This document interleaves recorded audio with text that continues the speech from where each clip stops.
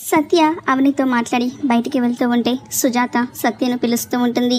ఏంటి సుజాత గారు అని సత్య అడుగుతూ ఉంటే, అది అవనికి విషయంలో నీ ప్రమేయం ఏదైనా ఉందని తెలిస్తే మాత్రం నేను ఊరుకోను అని సుజాత అనేసరికి సత్య షాక్ అవుతూ ఉంటాడు.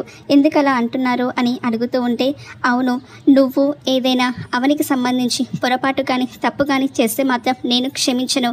అవని తన అత్తింటికి దూరం అవ్వడానికి కారణం నువ్వని ప్రూవ్ అయితే నాలో పోలేరమ్మను పూంకాలను చూడాల్సి వస్తుంది అని సుజాత సత్యకు వార్నింగ్ ఇచ్చేసరికి చాలా షాక్ అయిపోయి చూస్తూ ఉంటాడు.